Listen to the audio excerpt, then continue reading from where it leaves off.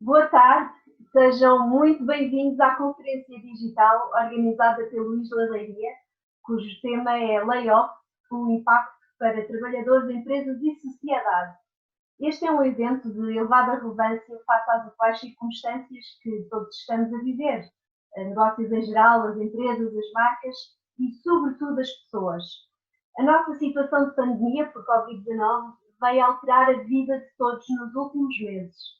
Ora, é neste contexto que o layoff surge como uma das palavras mais pronunciadas relativamente à vida das empresas e dos seus trabalhadores. Através de várias perspectivas e experiências, vamos abordar os seus impactos, tendo como temas principais as questões jurídicas, sociais, económicas e, naturalmente, de gestão de pessoas. Estaremos aqui durante aproximadamente 1h30, terminando, portanto, pelas 20 horas. Uma boa hora para irmos jantar e entrar de fim de semana, com certeza. E, sem mais demoras, vamos então dar início do painel. Temos connosco o Dr. Pedro Neto, Partner Corporate Finance na Moneris e docente do Isla Leiria. Dr. Pedro Neto, passo-lhe a palavra.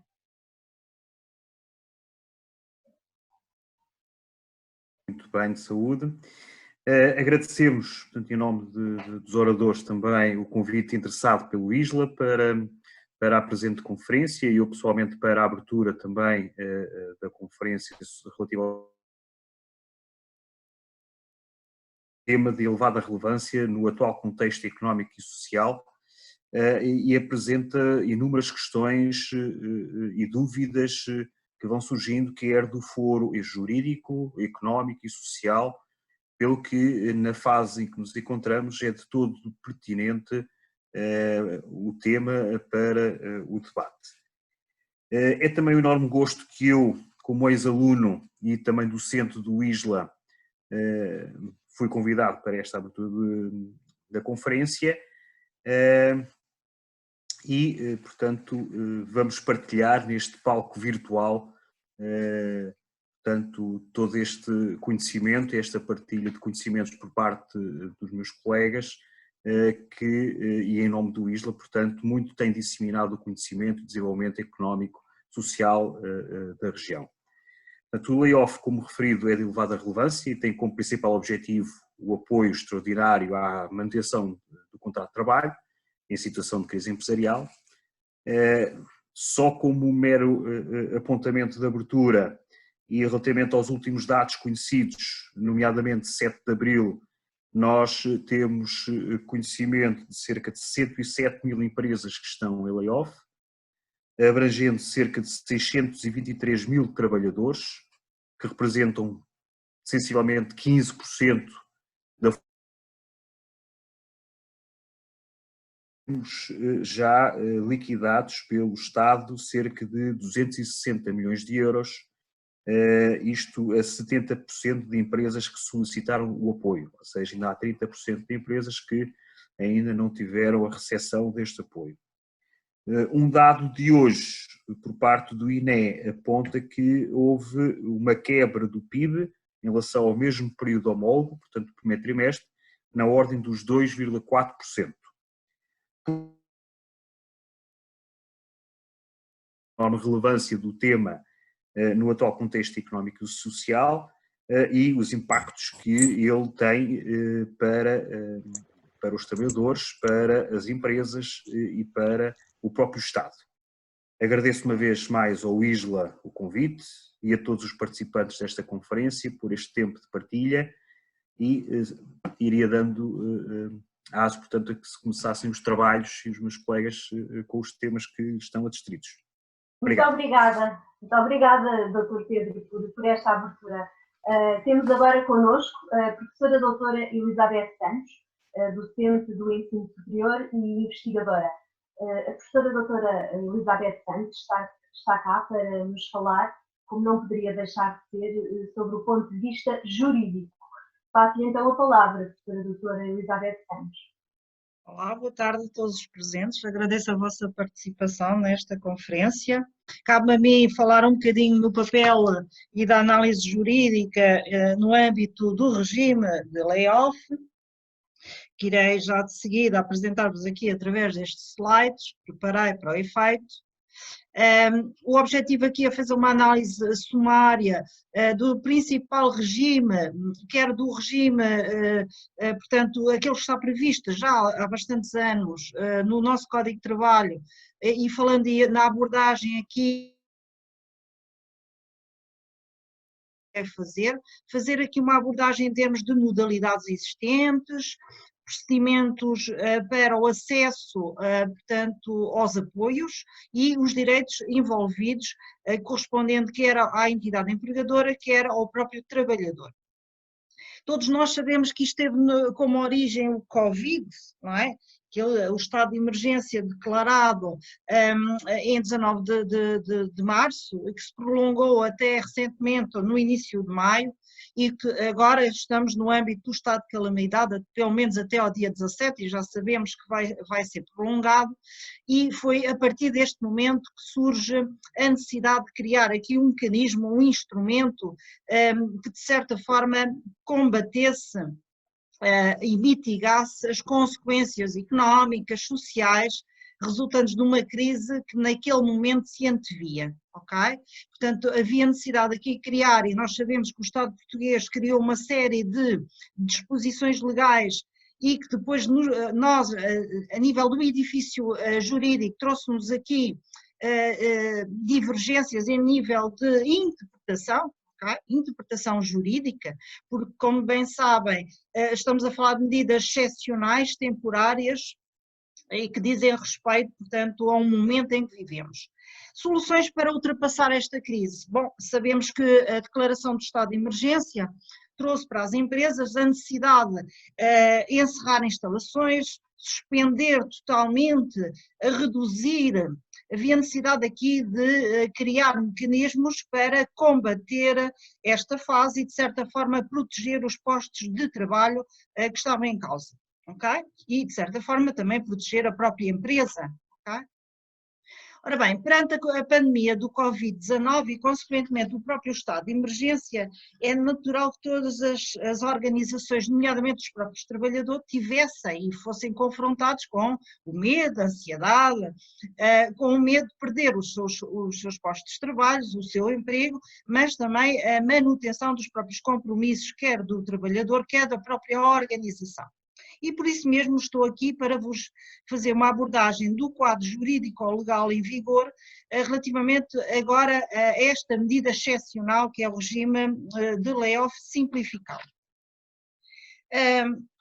O que é o layoff? Todos nós sabemos que o layoff visa, de certa forma e temporariamente, suspender totalmente ou pelo menos reduzir o tempo de trabalho dos nossos trabalhadores. Sendo uma medida excepcional e temporária, este regime de layoff simplificado, ele teve por base o Código de Trabalho. Comparativamente, e comparando e olhando aqui um bocadinho para o Código de Trabalho, aquilo que está aqui em causa é um procedimento mais leve, mais simplificado, quer no acesso a alguns apoios que não existem no âmbito do Código de Trabalho. Portanto, e havia necessidade do Governo aqui implementar um regime mais simplificado para que as organizações e os próprios trabalhadores chegassem mais rapidamente a estes apoios. Ora bem, numa primeira fase o regime foi publicado num diploma que levantou aqui várias formas de interpretação, várias soluções e que depois posteriormente veio a ser clarificado, no entanto ainda hoje nos levanta sérias dúvidas em algumas situações. Ora bem, modalidades previstas no regime de layoff simplificado, semelhantes portanto, àquilo que está previsto atualmente no Código de Trabalho, que é a redução temporária do período normal de trabalho. Estamos a falar de um trabalhador que trabalha 40 horas semanais, 8 horas diárias, habitualmente, com exceções naturalmente, e havia necessidade de reduzir o seu tempo de trabalho. ou eventualmente suspender. Estamos a falar daquelas atividades que foram, por exemplo, obrigadas do ponto de vista legislativo ou por parte das autoridades de saúde a interromper a sua atividade. Okay? Ora bem, neste momento, quais são 7 de março até à data de hoje, o que é que pode levar a uma empresa, quais são as medidas, quais são os requisitos que podem levar uma empresa a recorrer ao layoff simplificado? Teremos aqui três, de uma forma muito sumária, 3 tópicos. O encerramento total ou parcial, como bem disse, relativamente a uma decisão legislativa, nós tivemos estabelecimentos que tiveram que encerrar, naturalmente, ou eventualmente por iniciativa da própria autoridade de saúde, porque identificaram casos positivos de Covid. Outra situação, que é a paragem total ou parcial, porque a empresa ou a organização viu suspensa a sua cadeia de abastecimento, portanto, fundamental para a sua atividade, nomeadamente viu suspenso temporariamente e cancelado algumas encomendas, algumas reservas, ok? E houve necessidade de criar, portanto, acesso a este, e vamos ver depois, posteriormente, os apoios. Depois, a outra alternativa é a quebra abrupta e acentuada do ponto de vista da faturação. Okay? Com alguns requisitos, estamos a falar num período de 30 dias relativamente à situação em que eventualmente a entidade se pode encontrar, ou eventualmente uma atividade que tenha uma atividade menor comparativamente à média dos últimos 60 dias. Okay? Em qualquer uma destas situações, a empresa pode recorrer ao layoff simplificado. Agora, relativamente a como efetuar o pedido, qual é o procedimento normal? Sem querer aqui desenvolver, até porque vai ser abordado de outra forma, forma mais prática, que é o acesso deve começar sempre pela informação aos trabalhadores. A comunicação é essencial. E com a envolvência das estruturas representativas dos trabalhadores, eu tenho um delegado, eu tenho uma comissão de trabalhadores, portanto eu tenho que necessariamente informá-los de que modalidade é que vou optar em termos de layoff, qual é a duração em termos de globais, depois apresentar esse pedido à Segurança Social, apresentando aqui alguns documentos base, a declaração da empresa, a declaração da contabilista, se eventualmente optar por... E eventualmente também juntar, e é obrigatório, claro, a listagem dos trabalhadores, e reparem que eu posso estar a optar simultaneamente por um regime de período normal de trabalho, de redução, e uma suspensão noutro setor, ok? Ou eventualmente alternar nestas situações, que a lei permite-me fazer isso. Depois, em termos de apoios, quais são verdadeiramente os direitos dos trabalhadores relativamente ao apoio financeiro? Nós vamos ter que garantir necessariamente 2/3 da remuneração mensal e líquida, e aqui também se têm levantado algumas questões, o que é que deve ser contemplado na remuneração mensal e líquida, sendo que esses 2/3 obrigatoriamente têm que ser garantidos pela entidade empregadora e 30% e 70% pela entidade, portanto, que é a Segurança Social. Okay? Mas estamos a falar da suspensão a ocorrer a redução portanto, do horário de trabalho, e aí o trabalhador terá sempre direito à proporcionalidade em termos de trabalho. Okay? Isto relativamente ao apoio. Se for inferior ao salário mínimo, estaremos também a falar da necessidade de haver os 70% de apoio por parte da Segurança Social, de forma a garantir os 2/3. Quem é que tem que assegurar antecipadamente o pagamento desta compensação? É sempre a entidade empregadora. Ok? Ok. Podemos alternar, podemos eventualmente optar e acumular a medida anterior com um plano de formação, aprovado naturalmente pelo Instituto de Emprego e Formação. Aqui teremos direito a uma bolsa proporcional aos 30%, do IAS corresponde a 65,80 para o trabalhador e 65,80 para o empregador. Foi também publicado um diploma que vai isentar o empregador relativamente à taxa TSU, estamos a falar de 11%, e 11% não, 23,75%, peço desculpa, e a questão do trabalhador que se mantém os 11%, mas que incide apenas sobre 2/3 da retribuição em que ele vai layoff. Duração máxima deste regime de layoff. Estamos a falar numa duração máxima de 1 mês, ok? Que poderá vir a ser prorrogada até 3 meses, neste momento até 30 de junho. Pois a hipótese de vir, portanto, a ser prorrogado no tempo, tem havido uma grande pressão por parte das associações patronais nesse sentido, ok? Pergunta-se, questiona-se se poderá haver despedimento no âmbito deste regime ou eventualmente após a cessação. Pode, ok? Durante a cessação e posteriormente não pode haver despedimento, poderá haver caducidade dos contratos, mantém-se a caducidade, mas no entanto, se eu quiser despedir ou abrigo de um despedimento coletivo, numa extinção, por inadaptação, eu não posso, nem durante, nem após os 60 dias, ok? Durante o regime de layoff. Outra questão que se coloca é como é que se vai comprovar o pedido de layoff ou eventualmente as renovações. Chamada a atenção que as entidades poderão ser alvo de uma fiscalização a qualquer momento.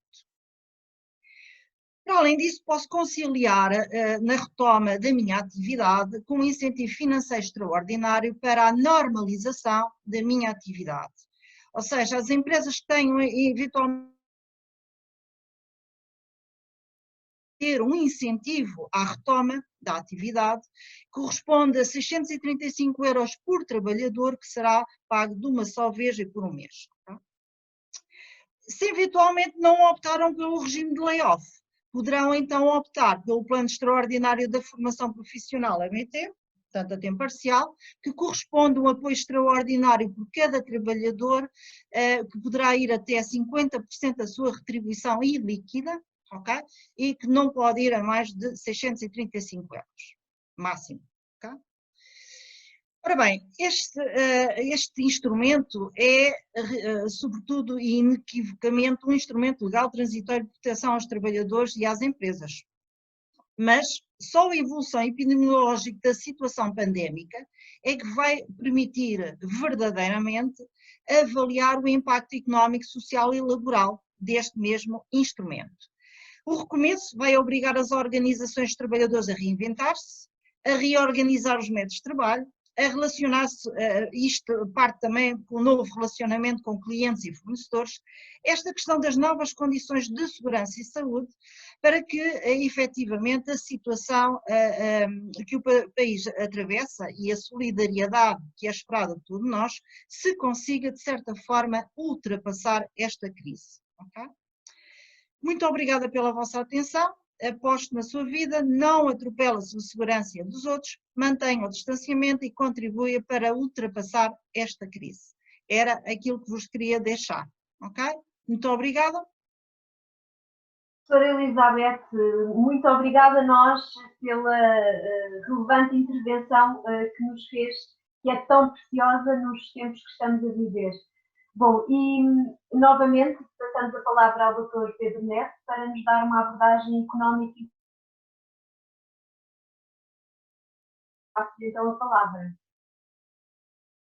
Uma vez mais, eu vou tentar ser o mais sucinto possível e abrangendo aqui um bocadinho os temas relacionados com a vertente mais económica, ou seja, mais no que diz respeito aos impactos que o layoff tem.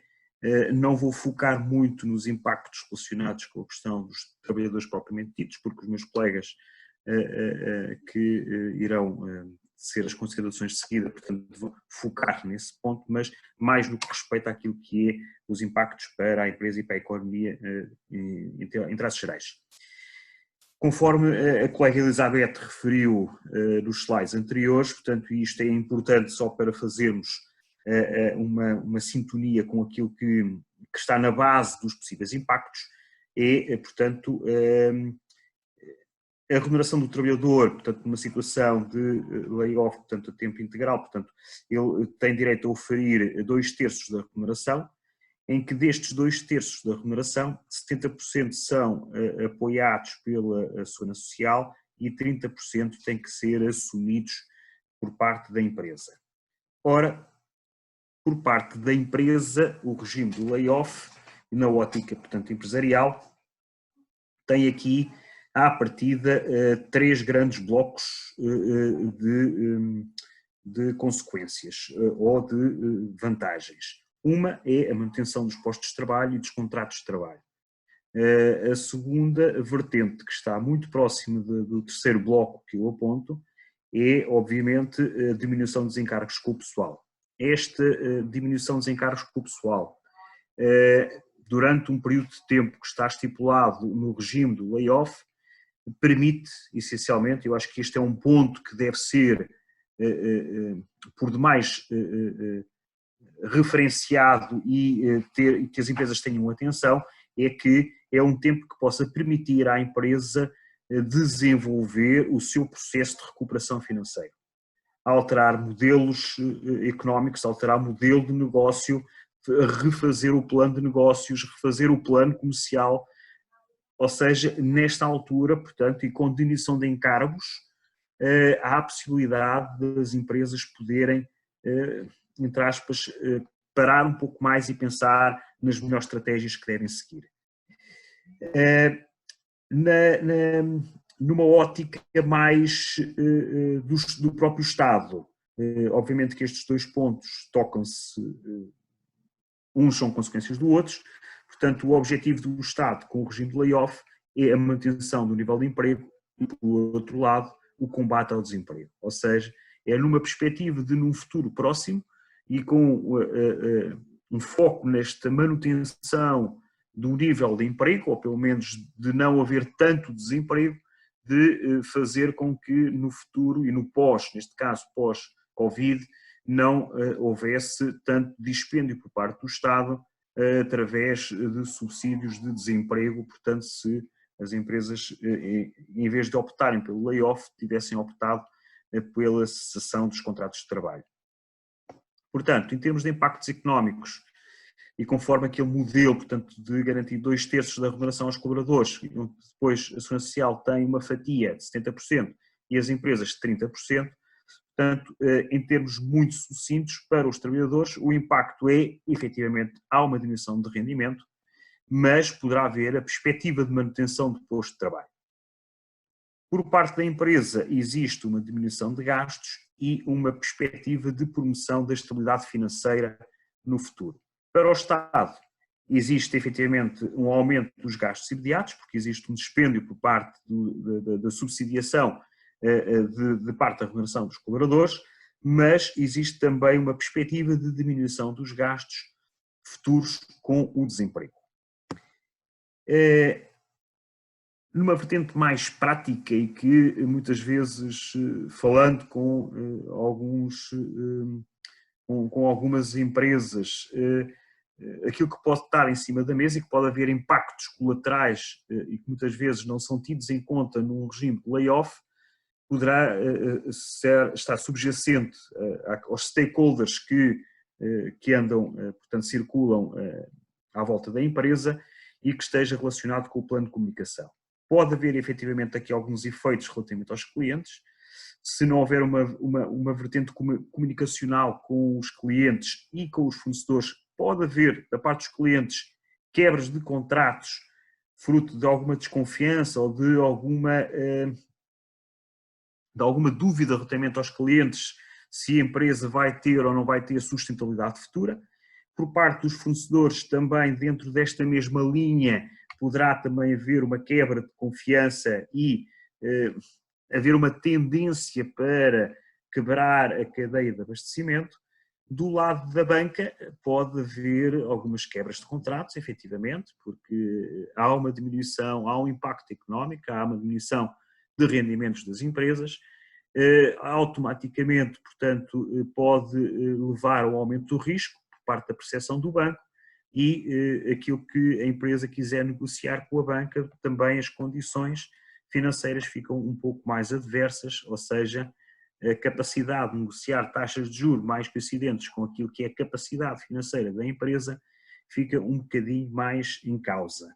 Portanto, é já conhecido também por parte de algumas empresas, até neste período de layoff, porque não é o primeiro layoff que existe em Portugal, que tem havido alguns bancos a tentar renegociar para baixo algumas contas calcionadas, ou seja, precisamente a diminuição de crédito junto de algumas empresas. Impactos no futuro. Impactos no futuro. Para as empresas, e se não houver aqui alguns cuidados com algumas das regras que obrigam, portanto, a manutenção de postos de trabalho durante um X período de tempo, pode haver, e através de fiscalização, pode haver aqui uma possibilidade de reversão dos apoios, o que trará no futuro impactos económicos bastante adversos às empresas. Por parte da economia e derivado da quebra de rendimento dos consumidores, porque os consumidores, quer se queira, quer não, estão a ter uma quebra de rendimento, portanto o dinheiro disponível para consumo é diminuto, portanto poderá haver aqui uma retração do consumo. Eu estou a falar no futuro, neste momento há essa retração, não é? Eu estou a falar, portanto, no pós-layoff, e em termos de economia também, esta retração do consumo pode levar, efetivamente, a que algumas empresas que anteriormente iam conseguindo levar os seus negócios a bom porto, que efetivamente não consigam ter já viabilidade económica porque o mercado, portanto, não cresce, neste momento o mercado diminui. Em traços gerais, eram estes pontos de uma forma muito sucinta. Agradeço uma vez mais a todos, obviamente que estamos todos disponíveis para aquilo que considerarem.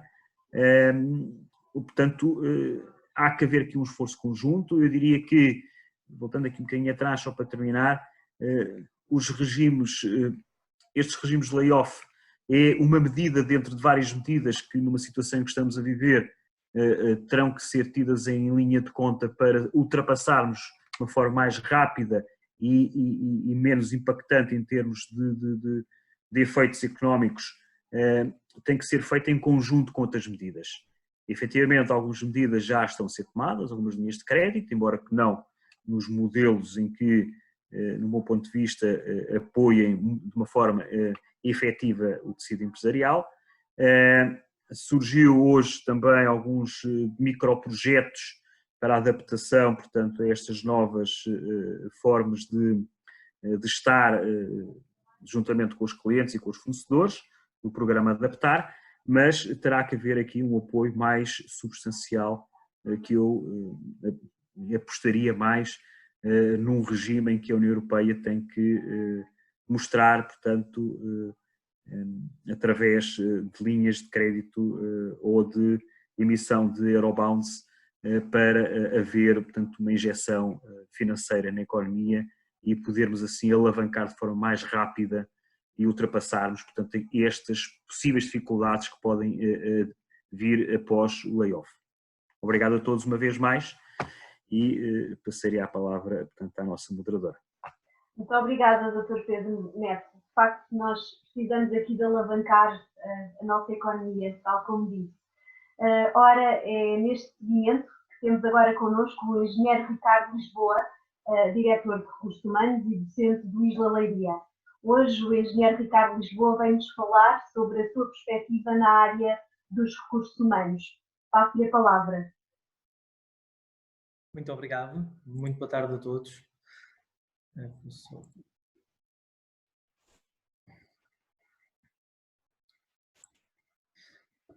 Muito bom.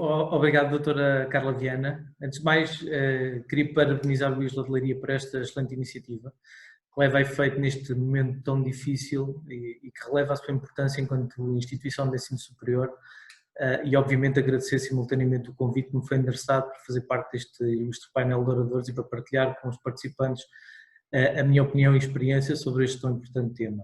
Queria também dar as boas-vindas a este fórum e agradecer o contributo que o Sr. Presidente da Câmara de Leiria está a dar com a sua distinta participação.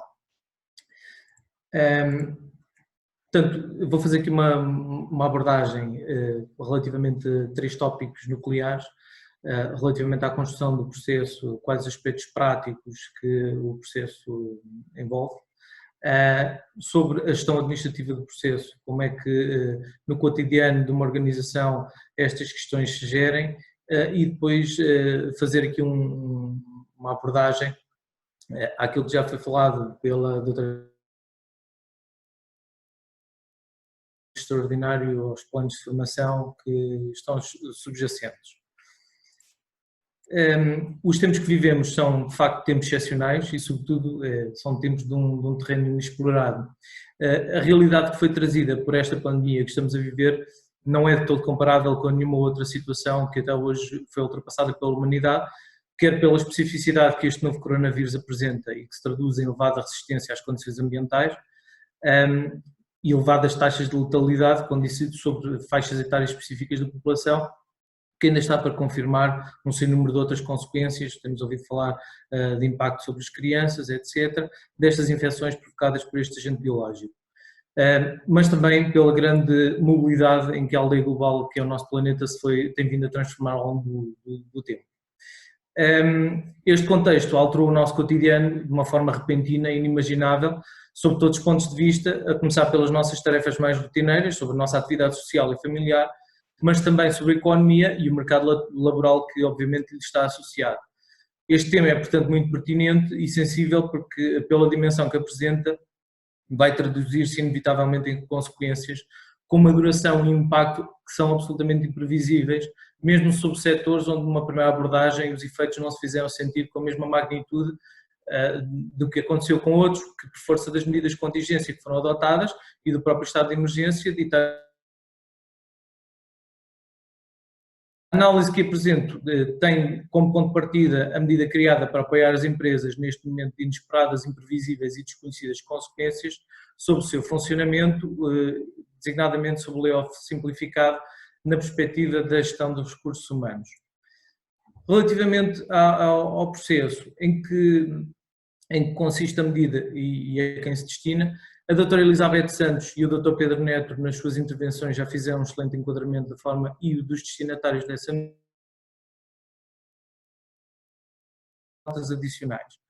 O regime simplificado tem algumas similitudes com o regime de layoff normal, no que diz respeito às modalidades a adotar no momento da tomada de decisão, como já foi falado.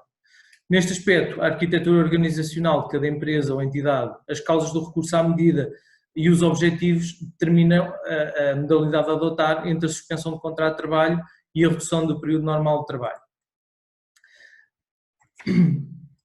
A concepção desta medida assenta numa lógica de simplificação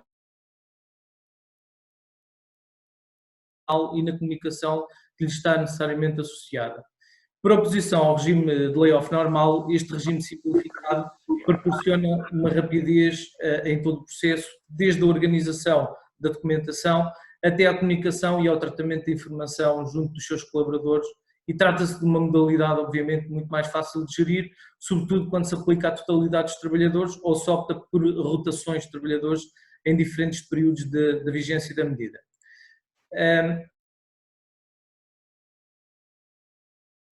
Tem que ser vista de uma forma com algumas cautelas, portanto, já que é uma medida com um grande impacto sobre todos os afetados, portanto, sobre todos os trabalhadores. Quer se trate de uma situação em que a aplicação da medida se faz de uma forma transversal a toda a organização e em que afeta todos os trabalhadores, ou afetando franjas específicas destes mesmos trabalhadores. Acresce ainda que o nível de abrangência desta medida e a amplitude poderão desencadear focos de instabilidade entre os visados, que contribuem para o fomento de conflitos internos e, obviamente, com prejuízos para a desejada paz social. Há que ter em conta a importância que o trabalho representa para o cotidiano de todos nós, quer em termos de fonte de rendimento, quer para a manutenção dos desejáveis equilíbrios emocionais, familiares e necessariamente sociais que lhes estão associados. A liderança e o comprometimento de quem gera este processo, nesta etapa, são fundamentais à manutenção da confiança entre as partes. Apesar de se tratar de uma situação e um recurso a uma medida de apoio cujas causas básicas se encontram perfeitamente identificadas, são de conhecimento de todos nós, importa desmistificar um estigma que está normalmente associado ao recurso a medidas de apoio à atividade económica deste tipo, que possam ser interpretados pelos trabalhadores como apenas mais uma forma da empresa salvaguardar os seus interesses, deixando para segundo plano as necessidades que incluem necessariamente os trabalhadores. Como os meus colegas de painel já fizeram questão de referir, e muito bem, a medida tem um impacto financeiro para os trabalhadores e um impacto social relevante. E neste contexto, ainda um pouco além, e interferindo mesmo com a percepção de segurança que todos nós temos em cada momento em função das circunstâncias próprias e das condições de segurança que se nos apresentam. Por este motivo, a comunicação deve assumir um reforço significativo nesta fase inicial, que deve ser elicitada também no compromisso e na liderança, que são indispensáveis para assegurar a confiança mútua e na realidade, transmitir uma informação que deve ser sempre verdadeira, objetiva e adequada aos objetivos pretendidos. Importa garantir necessariamente que os trabalhadores reconhecem a necessidade de recurso ao layoff como uma medida de apoio que mais se adequa ao momento em detrimento de outras e que deve relevar a importância desta decisão como aquela que pode ter um menor impacto sobre a empresa, mas sobretudo aquela que pode trazer menores consequências a médio e longo prazo sobre os próprios trabalhadores. A seleção dos trabalhadores abrangidos pela medida deve ser realizada de forma muito criteriosa. Sempre possível, deve ser suportada em critérios objetivos e claros e deve ter como ponto de partida as necessidades individuais dos trabalhadores, sem deixar de as enquadrar nos objetivos e nas necessidades organizacionais. Qualquer que seja a opção tomada, a decisão deve ser devidamente comunicada a toda a estrutura para permitir minimizar o impacto de interpretações inadequadas e indesejadas. Importa também enquadrar a modalidade adotada no contexto do plano de contingência das empresas. Este enquadramento vai permitir destacar dois importantes objetivos. Por um lado, assegurar a continuidade da empresa e, por outro, a salvaguarda do seu mais importante ativo, que é o potencial humano. Neste caso, o recurso a uma medida deste tipo pode e deve ser entendida por todas as partes como uma ferramenta complementar para salvaguardar a segurança e a saúde dos seus trabalhadores, respectivas famílias e sociedade de um modo geral. Este reforço comunicacional tem ainda como objetivo minimizar o impacto da imagem externa, que o Dr. Pedro Neto já referiu muito bem, transmitida pelos visados junto de clientes e fornecedores, que pode ter um reflexo imediato e imprevisível sob todos os pontos de vista e contribuir desta forma para o agravamento da percepção da situação por outras partes interessadas, onde se inclui, a título de exemplo, a banca, que já foi aqui falado pelo Dr. Pedro Neto, as seguradoras, os órgãos de poder local e outros.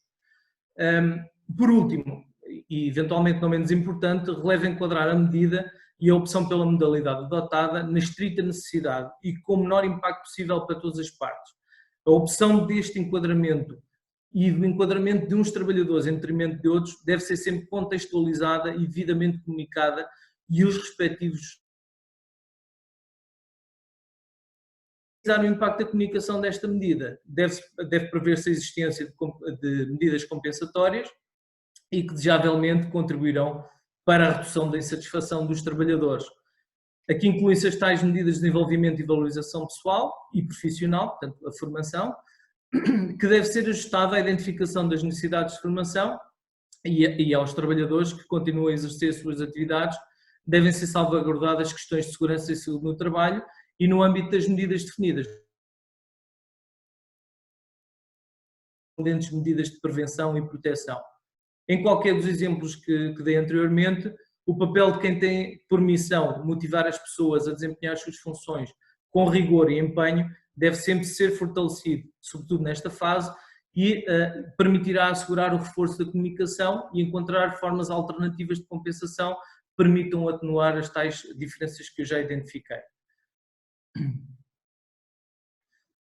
Relativamente à organização e gestão administrativa do processo, uma vez ultrapassada a fase inicial de comunicação e candidatura à medida, desencadeia-se uma nova etapa que consiste no tratamento de toda a informação e na organização dos correspondentes processos que darão suporte aos processamentos correspondentes e à organização documental que permitirá evidenciar o cumprimento de todos os requisitos.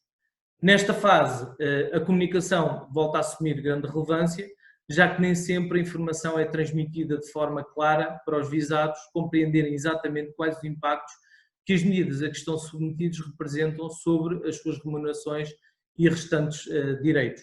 A este propósito, as sucessivas desinformações e informações contraditórias a que sistematicamente se assiste acabam por contribuir necessariamente para ampliar o descontentamento e desconforto com todo o processo. Administrativamente, é também necessário assegurar que o tratamento dos dados é realizado de forma adequada para mitigar quaisquer fontes de erro que possam ser causadoras de retribuições discordantes com as modalidades adotadas, com impacto extra na satisfação e na motivação dos colaboradores, ou em casos mais complexos, poder mesmo conduzir à anulação do apoio. Cabe ainda aos profissionais dos recursos humanos a difícil e complexa tarefa de identificar situações que possam conduzir à perda de profissionais durante este período. Profissionais altamente qualificados, como se sabe, podem realizar trabalho noutros setores de atividade e estas novas experiências podem contribuir para o alargamento dos seus horizontes e contribuir a uma demissão extemporânea, eventualmente, perdendo-se este know-how crítico da organização. Por estes motivos, no decurso do período de apoio, é de extrema importância a manutenção de canais de comunicação ativos, fortes, entre empresas e os seus trabalhadores, que permitam identificar as tais situações desconformes ou desviantes dos objetivos que inicialmente foram traçados e implementar de imediato as medidas de mitigação e os seus efeitos correspondentes. Apesar do enquadramento legal da medida de apoio de layoff simplificado não ser claro no que respeita à comunicação aos trabalhadores nos momentos de renovação da medida, quer do ponto de vista administrativo, mas sobretudo enquanto boa prática de comunicação, de envolvimento e de informação de todas as partes interessadas, devem ser cauteladas formas de prestar esclarecimentos aos trabalhadores alvo da renovação da abrangência da medida, para reforçar este sentimento de preocupação da empresa com a situação vivida por cada um dos intervenientes e depois acaba por ter um contributo muito positivo nesta relação e nesta confiança. Ainda no decurso do apoio e tendo em conta o tempo que a empresa acaba por ganhar para aproveitar e para se reorientar estrategicamente, caberá necessariamente ao Departamento de Recursos Humanos a tarefa de identificar situações que possam traduzir-se em prejuízos futuros do ponto de vista organizacional. Desde logo, para além das situações que já referi que podem conduzir à perda de profissionais, ao caso de todas as outras franjas de colaboradores que se encontram com fragilidades muito próprias de situações de saúde, designadamente, ou da própria idade, e que podem vir a sofrer um agravamento com consequências na manutenção do posto de trabalho e com o subsequente abandono. Por outro lado, há que prever que a capacidade de atração dos recursos pode ser fortemente afetada caso não sejam devidamente acauteladas estratégias de trabalho. É um desafio no atual contexto, sobretudo pela incerteza que paira sobre o futuro e sobre a forma de recuperação económica e social desta pandemia desconhecida de todos nós. Em consequência, sai obviamente diminuída esta capacidade das empresas, sobretudo neste período, mas com um potencial muito forte num futuro próximo de captar talentos que procuram necessariamente a estabilidade e a solidez nas suas decisões.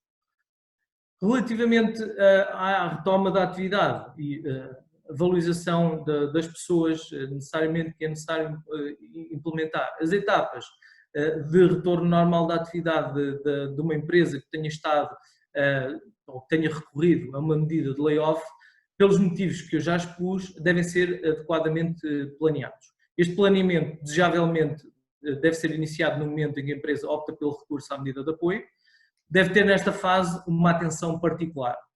O mundo mudou, como nós sabemos, a empresa terá passado por uma fase difícil, como não menos difícil, obviamente, terá sido a situação que envolveu os seus trabalhadores, pelo que importa desencadear um trabalho de identificação de necessidades de formação, criteriosamente estabelecidas, que correspondam de forma integral às necessidades e expectativas dos trabalhadores e que proporcionem, obviamente, um alinhamento dos objetivos pessoais com os objetivos organizacionais.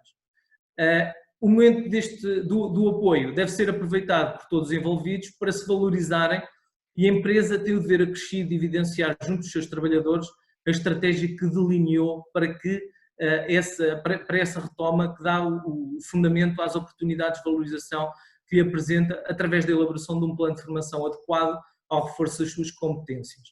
A aposta na formação constitui, na minha opinião, a melhor forma de uma empresa demonstrar aos seus trabalhadores que conta com eles e que espera deles um papel ativo e empenhado para o futuro incerto que se avizinha e que, desta forma, acaba por lhes dar um lugar de destaque em todo o processo. Também aqui foram criadas, como anteriormente referido pela doutora Elizabeth Santos, medidas de apoio excepcionais. A formação deve ser sempre vista, agora ainda mais do que nunca, como uma ferramenta determinante para o sucesso pessoal e organizacional nesta medida, porque ele deixou de poder ser, esta ferramenta deixou de poder ser entendida como uma simples obrigação ou como uma consequência que decorre de necessidades específicas não urgentes, e tem que ser entendida por todas as partes interessadas como a principal ferramenta que proporcionará a sobrevivência de qualquer empresa. O conflito permanente entre a necessidade de formar e desenvolver as pessoas e a sua disponibilidade para as tarefas normais cotidianas dentro de qualquer organização deve dar lugar a um aproveitamento deste momento para que, de forma criteriosa, objetiva, planeada, possamos definir as estratégias de valorização pessoal e profissional que proporcionam um reforço das competências críticas para as organizações e, obviamente, neste contexto, o recurso à medida de apoio ao layoff simplificado deve ser analisado numa perspectiva não apenas de encontrar uma solução para o presente, mas também para dotar as organizações de ferramentas que se constituam soluções para o futuro. Para concluir, gostaria apenas de deixar algumas notas finais. Em primeiro lugar, como já fiz referência, o momento que estamos a viver, não tendo comparabilidade, exige de nós uma compreensão e atitudes compatíveis com a responsabilidade que todos temos na nossa sociedade. As opções estratégicas que são tomadas neste momento pelos decisores nos diversos níveis têm consequências inimagináveis sob todos os pontos de vista e, pela sua imprevisibilidade, importa ponderar adequadamente. O recurso a uma medida de apoio que implica a redução da atividade e correspondente quebra nas remunerações dos trabalhadores deve ser ponderado, avaliando prós e contras desta opção e nunca perdendo de vista os principais valores organizacionais onde merece lugar de destaque o potencial humano. Apesar de se tratar de um processo simplificado, a melhor forma de minimizar consequências indesejadas consiste no estabelecimento de uma política comunicacional que seja adequada e proporcional, muito clara e muito objetiva e que seja capaz de envolver toda a estrutura organizacional na decisão que, entretanto, a organização tomou.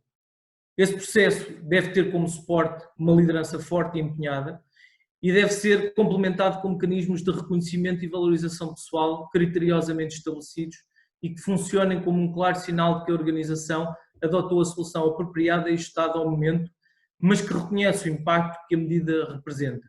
Neste contexto, as medidas de apoio no âmbito da formação profissional que visam a valorização e o reforço das competências individuais, estrategicamente delineadas, obviamente, com um objetivo comum. Gostaria de terminar deixando o mote para uma nova iniciativa neste contexto e que envolveria a importância e o papel da liderança num momento como este que vivemos, de crise económica global, e qual a sua importância para o futuro das organizações. São, de facto, tempos excepcionais, que exigem pensamentos e atitudes excepcionais e, muito provavelmente, quem ficar preso a ideias e teorias do passado dificilmente poderá sair desta situação com o desejado sucesso. Muito obrigado pela vossa atenção, estou disponível para eventuais questões. Muito obrigado. Caro engenheiro Ricardo Lisboa, penso que lançou um mote para um próximo evento. Vamos a isso, um evento sobre liderança. Bom, antes de passar a palavra ao nosso próximo interveniente, eu também gostaria de informação e talvez por isso mesmo é que o Isla Leiria continua nestes tempos de pandemia a lançar pós-graduações, não só aquelas que já existiam, mas a retomar, a dar início a novas pós-graduações. Portanto, é um sinal de que as pessoas, as empresas, os negócios continuam a querer investir naquilo que é o seu ativo mais importante, portanto, o seu capital intelectual. Bom, passo então agora a palavra ao professor de ensino superior e investigador. É com muito gosto que também o temos cá, professor. Bem-vindo.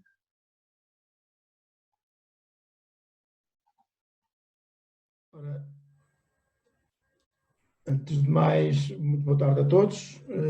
Saúdo todos os participantes desta conferência digital e, como foi anunciado, eu irei aqui fazer a minha apresentação.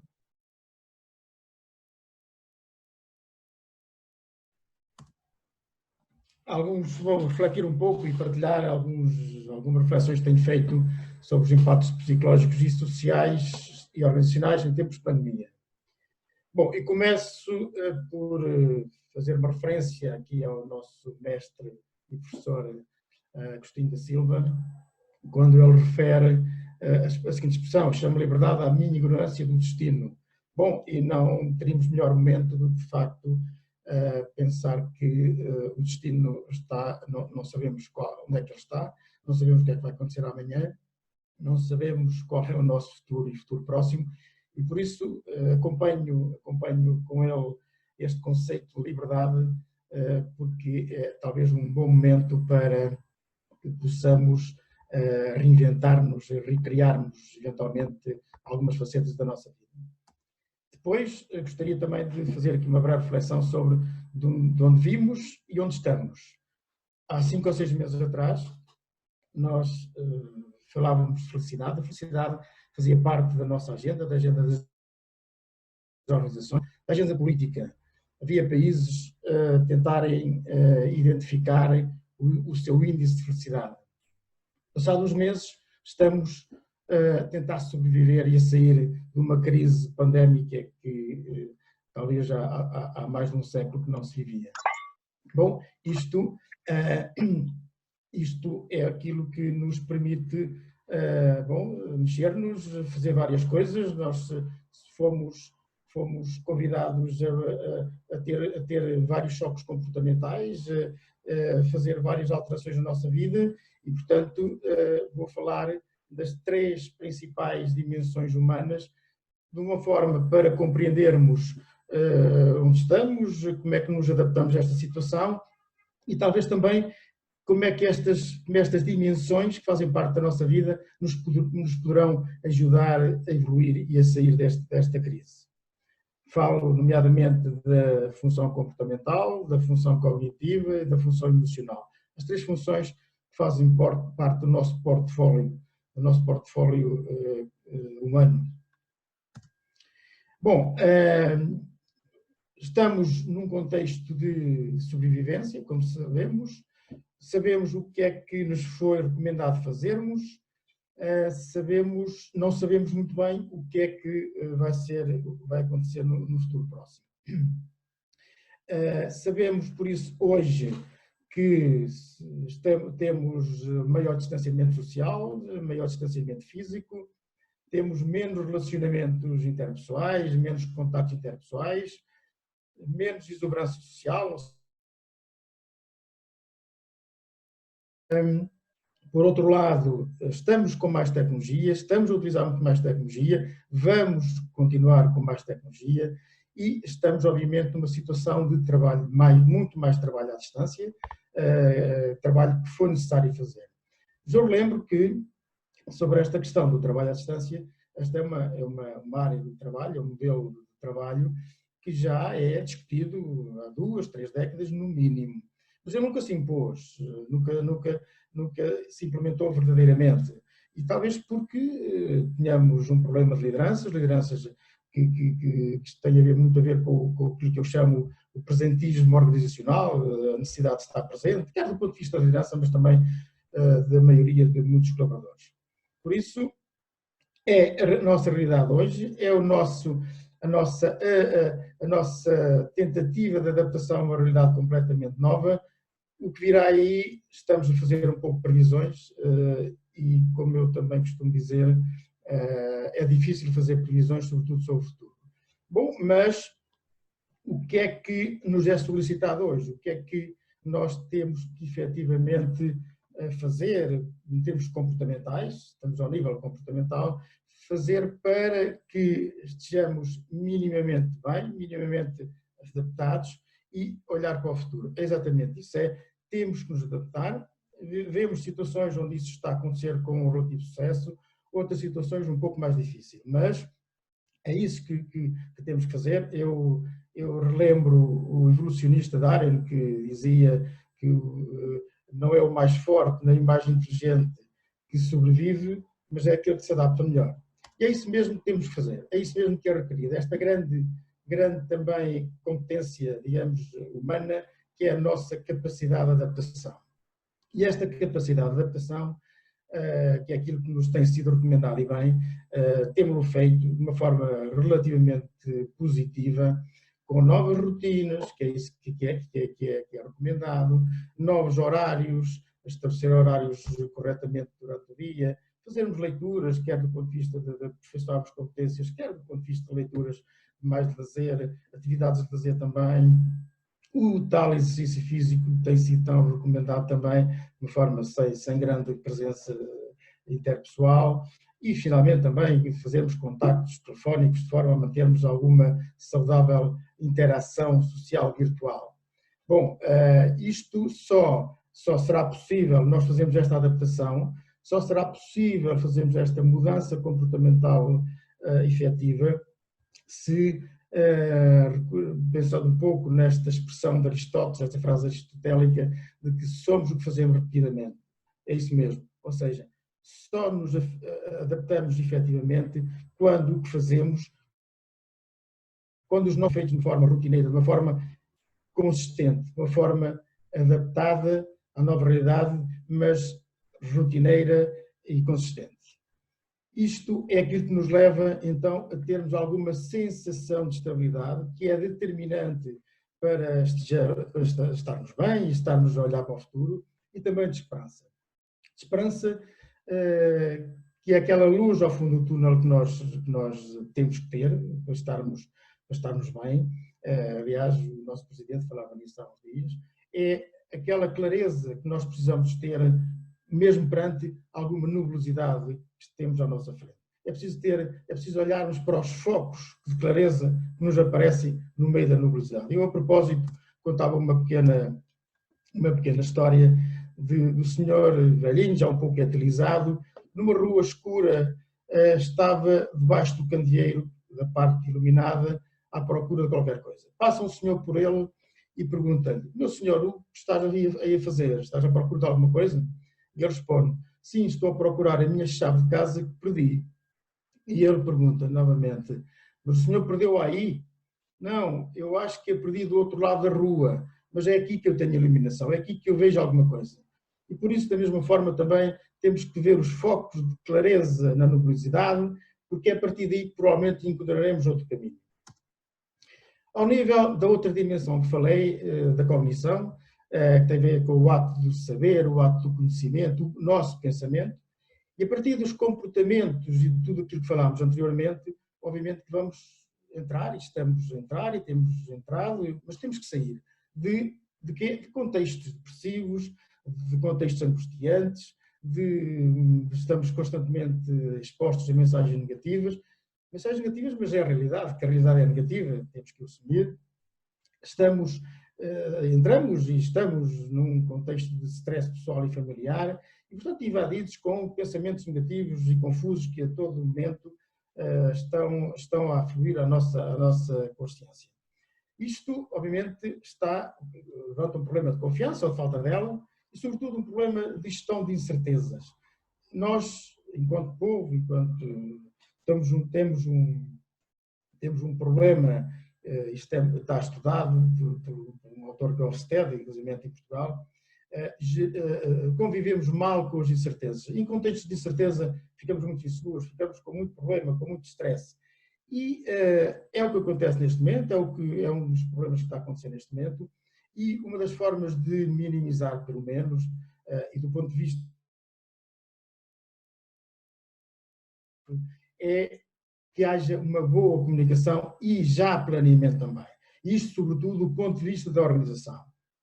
Ou seja, é necessário, então, que a organização tenha uma boa relação com os seus colaboradores que estão em layoff e com que objetivo? O objetivo aqui é tentar, não se afastam os pensamentos negativos, isso é uma coisa quase impossível de uma forma rápida, mas a ideia é ir sobrepondo modelos de pensamento das pessoas que estão em layoff. O que é que se pretende com esta comunicação? Informações positivas do negócio, do futuro, outros projetos, oportunidades e também, sobretudo, a questão do planeamento. É importante começar a pensar no regresso à atividade. É importantíssimo definir objetivos e prioridades para o que vem a seguir. É importante, por exemplo, repensar como estávamos no pré-crise e como é que nos podemos reorientar a partir daí. E, finalmente, pensar também e planear e discutir, refletir com os seus colaboradores sobre novos modelos de trabalho, novos modelos da nossa relação com aquilo que fazemos, nomeadamente através do teletrabalho, mas que pode ser um teletrabalho parcial, um teletrabalho onde eu posso ir à empresa há algum tempo, ficar em casa, estar mais presencial, estar mais à distância. Portanto, é isto que de facto se pretende. Grandes dúvidas de que o pensamento do ponto de vista cognitivo das pessoas que estão em layoff será, pelo menos será mais consciente e estará mais presente no seu dia-a-dia. Finalmente, esta outra competência emocional não apresento em último lugar, mas é a competência que determina todas as outras. Temos aí estudos recentes do professor António Damasio, que nos vai elucidar mais sobre isto, em que os nossos comportamentos, o nosso pensamento resultam tudo das nossas emoções. Então, o que é recomendável é que, de facto, as emoções andem juntas, andem em mãos dadas com a racionalidade. Ou seja, devemos fazer uma utilização inteligente das nossas emoções. É isto que é recomendável.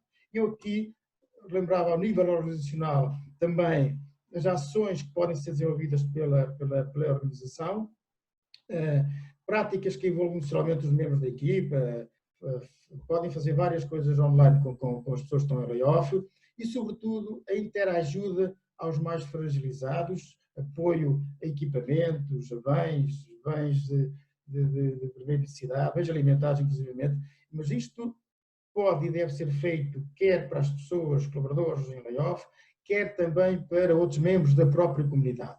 O que é que isto, as consequências disto é que catapulta esta organização para aquilo que se chama responsabilidade social, mas genuína, que é diferente de algumas ações efêmeras que as organizações por vezes fazem, mas que muitas vezes são responsabilidade social de cosmética.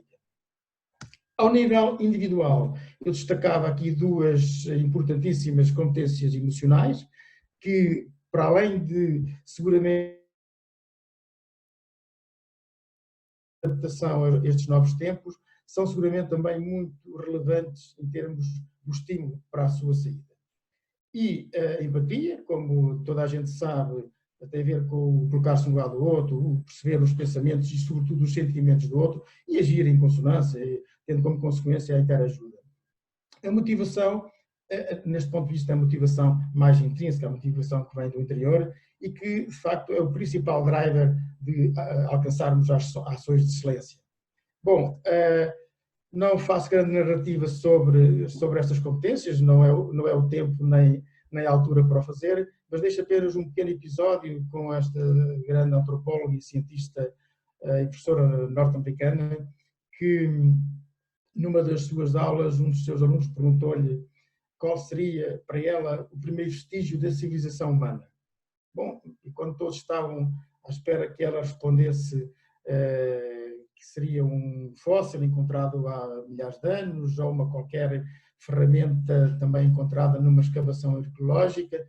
Bom, ela respondeu: o osso humano, o fémur, encontrado há 15 mil anos numa escavação arqueológica, mas o osso tinha sido partido e estava cicatrizado. O que é que isto significa? Como sabem, este é um dos principais ossos do corpo humano e qualquer ser vivo, animal ou pessoa, se fraturar este osso e se não tiver ajuda, não sobrevive durante muito tempo. E, portanto, o que ela concluiu é que este ser foi ajudado há 15 mil anos e, portanto, já nessa altura ela considerou que o que nos distinguia enquanto civilização era a empatia, a capacidade de nos preocuparmos com os outros. E neste contexto eu tenho refletido um pouco acerca disto e considero mesmo que esta competência, a empatia, faz parte do nosso património da humanidade.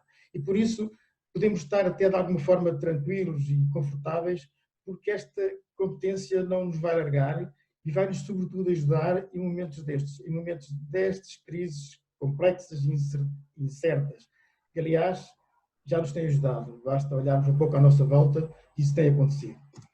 Finalmente, a competência da motivação intrínseca, em que isto está aqui relacionado com esta frase, inclusive do Confúcio: escolhe um trabalho que gostes e nunca mais terás de trabalhar na vida.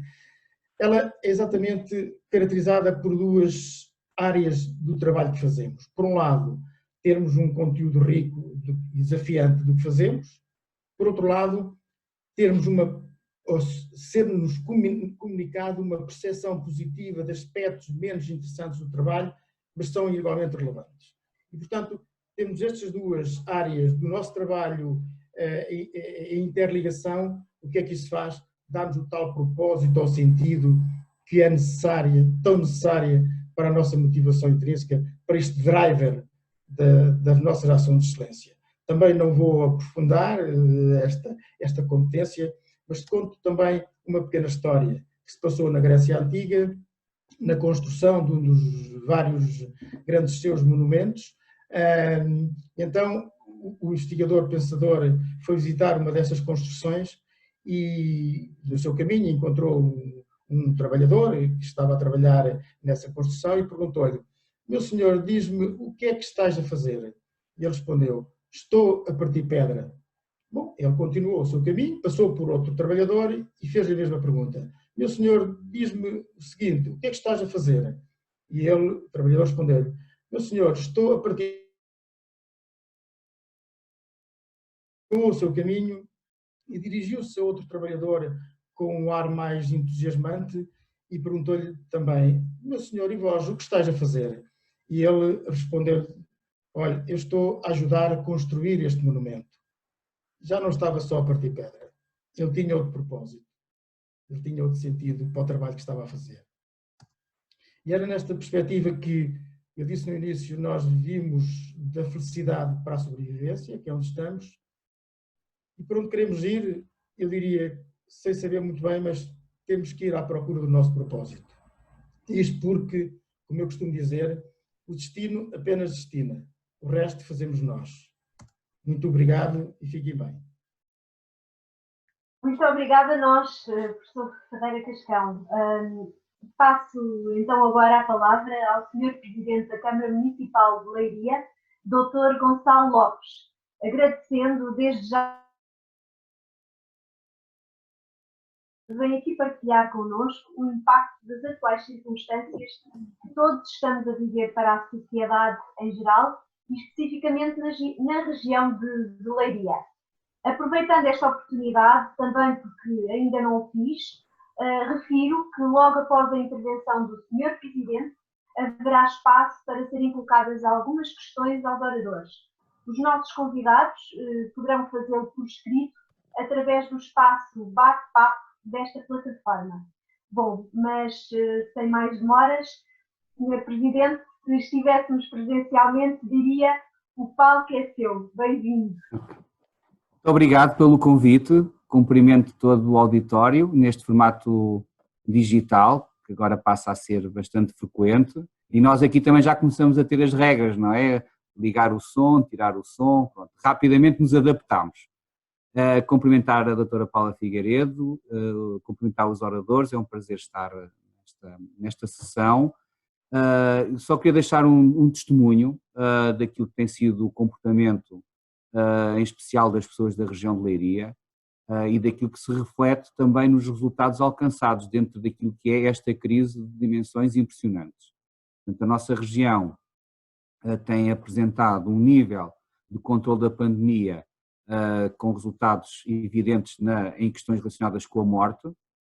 O Conselho de Leiria não tem uma única ocorrência que tenha resultado em morte de doentes positivos.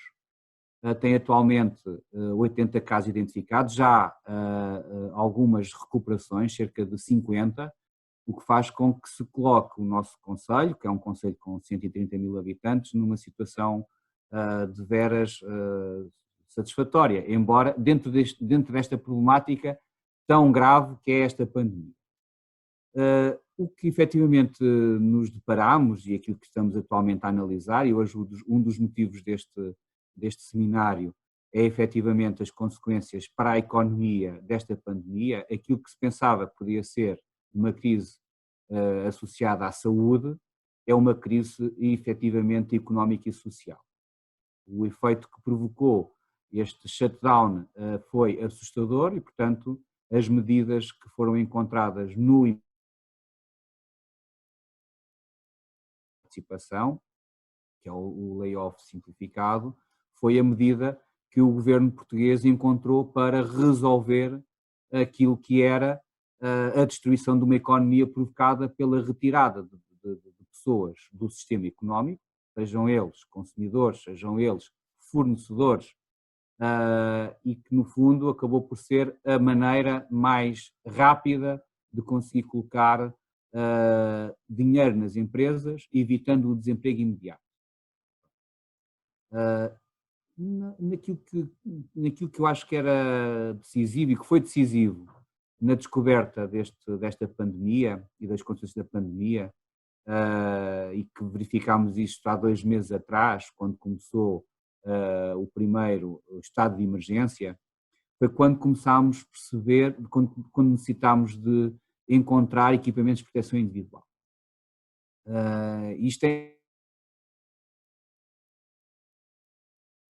deu para perceber na altura uma coisa que muitos falavam, muitos economistas falavam, muitos empresários falavam, mas que o cidadão comum desconhecia, que era a profunda dependência que a Europa, em particular Portugal, tinha de um país que era hegemónico na área da indústria.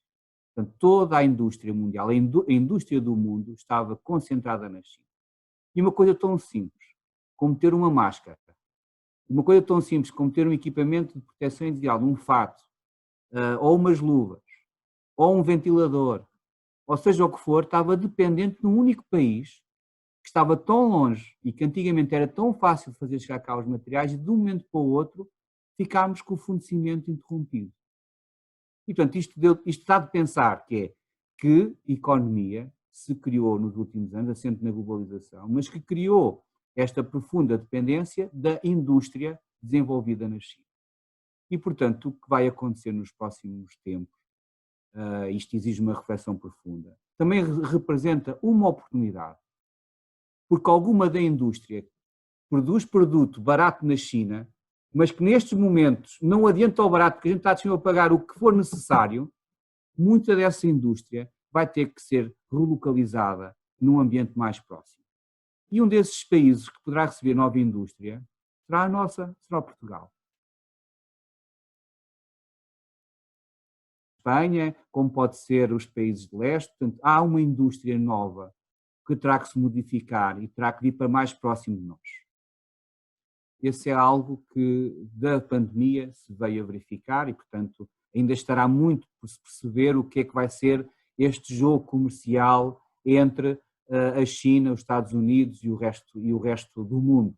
A gente já sabe que a China e os Estados Unidos vão dar à batatada. Não sabemos qual é a posição da Europa. A Europa vive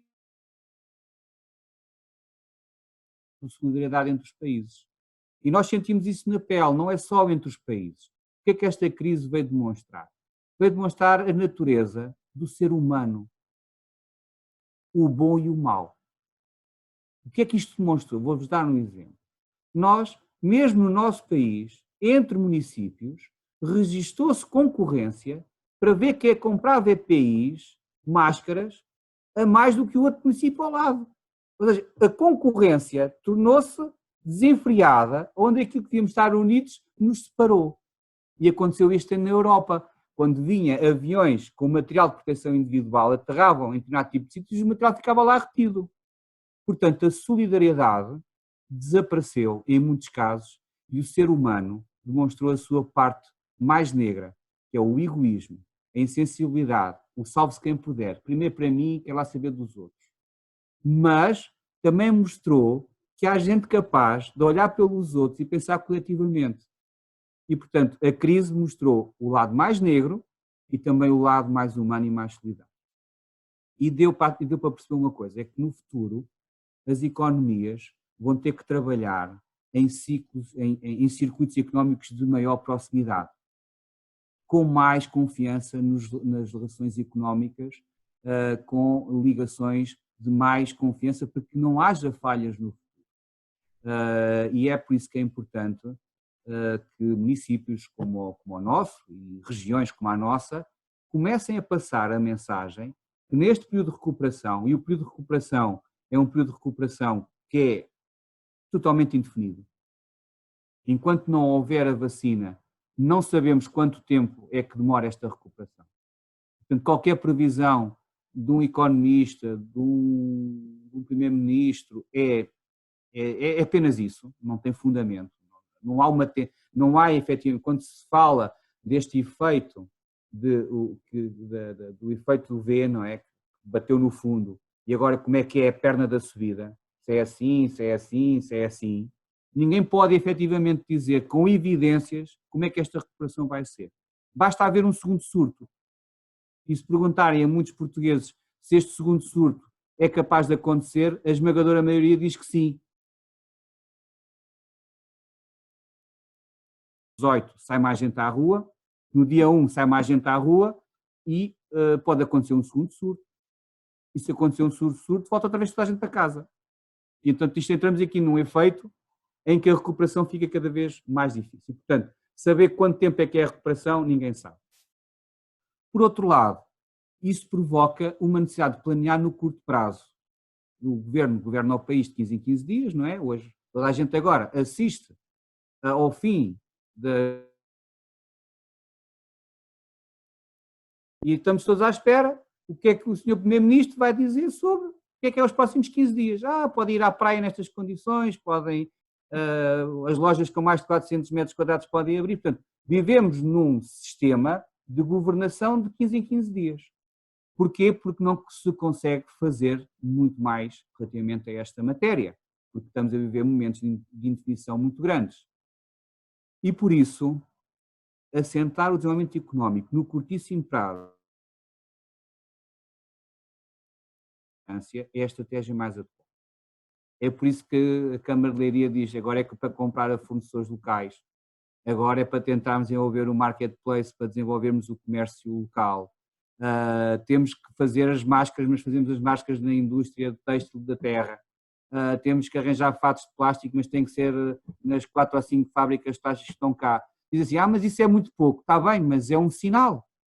Nós gastámos, neste momento da pandemia, até agora, em EPIs perto de 1 milhão de euros, que é assustador. Muito. Mas esse 1 milhão de euros foi quase todo gasto em Leiria. E por isso, este dinheiro está a voltar outra vez à economia. Evitou não sei quantos trabalhadores em layoff, permitiu que a Plasgal, que fez uns fatos de plástico, na altura a gente ridicularizou, que agora vou vestir uns fatos de plástico. Foi os fatos de plástico da Plasgal, que era para as pessoas que trabalham nos lares, para entrar em contacto com os idosos e impedir a transmissão do vírus, já está a ser importado para os Estados Unidos, que é um país rico, é muito mais rico do que nós. Olha, estão a comprar os fatos de plástico de Leiria, estão lá. Mas não foi só para lá, foram para a Inglaterra também. E, portanto, é também a oportunidade, por incrível que pareça, situações destas, poder despertar a mudança da nossa indústria e a criação de novo emprego. Por isso o desafio é enorme. Isto tenho dito, que há um momento importante na vida de um político e de um funcionário público é este.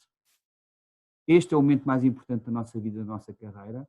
Assumam isso como um desígnio para a nossa região e é isso que temos tentado incutir e também sinto isso, que por parte da vontade expressa da Administração Pública Nacional, que também tem feito um esforço grande, mas também de todos os portugueses. E eu estou convencido, mas digo isto com exemplo de recuperação exemplar. Exemplar. E a nossa região vai dar sinais claros de que vai conseguir vencer a crise mais depressa que os outros. Mas também vai ser o sítio onde a crise se vai sentir mais do que nos outros. Porque num sítio onde já é desemprego, mais desemprego é normal. Agora, num sítio como nós há 2 meses atrás estávamos em pleno emprego e de repente temos pessoas em casa, pessoas que são ativas, com vontade de ter negócio, com vontade de realizar, de trabalhar e estar em casa,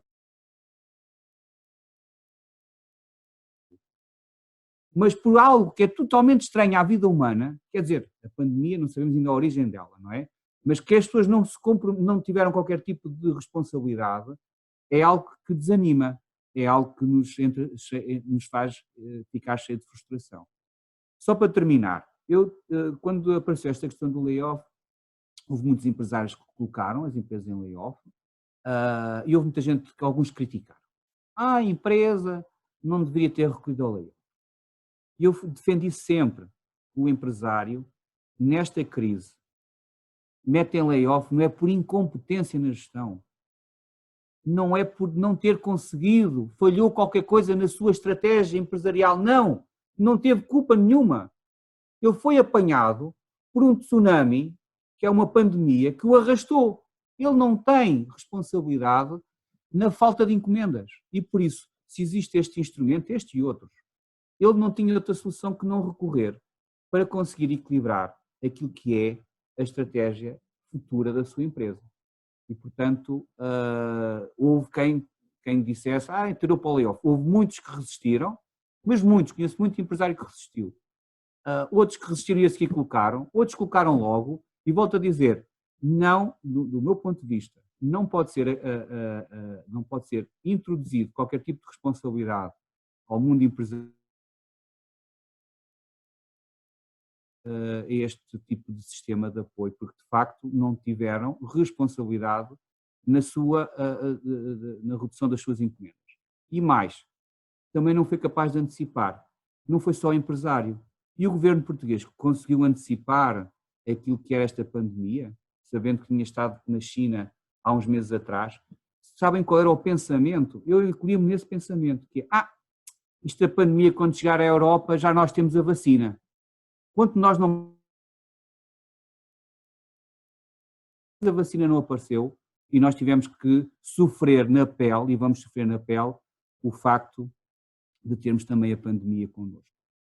Queria terminar agradecendo o convite, se calhar fui um bocadinho longo demais, a plateia é uma plateia de algumas caras conhecidas, aproveito para cumprimentar-vos, deixar-vos uma mensagem de ânimo, confiança no futuro, um cumprimento ao ISLA, que é um parceiro do município, uma instituição de ensino muito importante, e desejar-vos, sobretudo, que regressem à vossa atividade dentro desta nova normalidade, que é aquilo que se tem falado nos últimos tempos, porque a vida não vai voltar a ser igual, isso é claro. Eu tenho 2 filhos, um com 14 e outro com 8 anos. Já se fala numa nova geração, que é a geração C. Temos a geração Z, temos a geração C, que é a geração Covid. A geração Covid, que vai nascer já com esta lógica de andarmos com as máscaras, não é? Agora nós temos uma nova geração que anda com equipamentos de proteção individual. Nós temos pessoas que se especializaram em Covid. Não é? No outro dia disseram, houve uma sessão de protocolar de assinatura de documentos e vinham todos com máscara, tudo bem, mas cada um tinha uma caneta, mal acabou, foi desinfetar a mesa. Quer dizer, se nós entrarmos neste registro, não há meios financeiros para aguentar isto. Se nós entrarmos na loucura da higienização das coisas, não há dinheiro que aguente. Eu se calhar estou a ser demasiado brusco, peço desculpa para aqueles, mas nós temos que moderar o nosso comportamento, temos que ser responsáveis, e eu próprio o defendo, e de facto temos servido de exemplo, mas não podemos levar aos extremos, senão a nossa vida paralisa. Isto para dizer que há uma nova geração, que é a geração Covid, que é estes jovens que vão nascer agora neste ambiente, são aqueles que estiveram em casa durante estes 2 meses a fazer os trabalhos de casa, a ter as aulas em direto, os pais em teletrabalho, que lhes vai ficar na memória para sempre, e as pandemias vão voltar, não é só esta não foi a última, como é óbvio, também não foi a primeira, como toda a gente sabe, e portanto as gerações futuras vão perceber que às vezes não é preciso viajar tanto, temos de ter mais distanciamento social, portanto há aqui uma marca que vai deixar, uma marca evidente que vai ser deixada na sociedade e que... Muito obrigado pela vossa paciência. Muito obrigada a nós, Sr. Presidente, pelas suas ilustres palavras. Ora, nós estamos na reta final da nossa conferência, mas antes de terminarmos, temos ainda alguns poucos minutos para uma ou outra questão que apareça no bate-papo. Pelo que, se a nossa audiência quiser colocar, por favor, este é o momento certo. Enquanto aguardo a questão, vou ver. Não temos, muito bem, não tem problema, porque eu tenho uma questão. Aliás, tenho várias, mas o tempo escasseia. Portanto, eu dirijo à audiência, dirijo aos nossos oradores, mais especificamente ao professor Ferreira Cascão. E a minha questão está relacionada com a evolução destes contextos organizacionais com uma em casa e em regimes de layoff e com situações mais caricatas. Que implicações ou que impactos é que isto poderá ter para a gestão de recursos humanos e nos próprios perfis de competências, professor? Ora, viva novamente. Bom, essa é a tal questão que não é uma questão de $1 milhão, mas é uma questão que seguramente vamos ter que ir pensando sobre ela. É uma questão que vai aparecer, provavelmente já estará na agenda de muitas empresas, mas seguramente vamos ter aqui 2 realidades distintas do que vai acontecer. Vamos ter novos modelos de trabalho, seguramente, vamos ter, por um lado, na organização, a necessidade de novas lideranças com perfis diferentes. Vamos ter, por outro lado, perfis de competências completamente diferentes, não digo completamente, mas muito diferentes do que estamos agora. Portanto, os repertórios de competências das organizações vão ter que mudar, mesmo tendo trabalhadores presenciais, um misto de trabalhadores à distância e um misto de trabalhadores presenciais à distância, as competências são as mesmas. Não, um trabalhador à distância nunca foi preparado para o ser, ou dificilmente o foi, embora nós tenhamos uma porcentagem muito insignificante de trabalhadores à distância, que já tínhamos, sobretudo trabalhadores altamente qualificados, e esses perfis vão ter que ser muito bem trabalhados, muito bem organizados, muito bem implementados, e depois eu diria que tudo isso implica, obviamente, na estratégia e nas práticas de gestão de recursos humanos, porque aquilo que é feito hoje, numa lógica presencial, tem que mudar, tem que ser perfeitamente ajustado numa lógica à distância. Por exemplo, eu tendo hoje um processo de avaliação de desempenho na minha organização, tendo numa lógica de trabalho à distância, esses modelos não funcionam, têm que ser alterados. Como é que a organização, por exemplo, competências que é o trabalho de equipa, como é que, tendo os colaboradores à distância ou presencial, ou seja, tudo isto tem que ser repensado. Isto implica diretamente naquilo que é verdadeiramente estruturante na organização, que é a cultura organizacional. Portanto, os valores da liderança, de trabalho de equipa, tudo isso vai ter que ser repensado e reorientado e fundamentado com outros modelos de gestão e de gestão de recursos humanos, obviamente. Muito obrigada, professor. Bom, muito bem, nós estamos precisamente na reta final da nossa conferência. Quero aproveitar este último minuto para pedir ao nosso back-office para nos tirar uma foto. Por favor, pedia-vos então, quem quiser, para ligar a câmara, quem não estiver com a câmara ligada, este será um momento que nós queremos registar, como se costuma dizer, para a posteridade. Muito bem, obrigada. Penso que sim, penso que já temos a nossa foto tirada. Aí está. Muito obrigada à equipa. Terminamos então este evento e em nome do Isla Leiria agradeço a participação de todos e espero rever-vos dentro em breve. Muito obrigada então, até breve.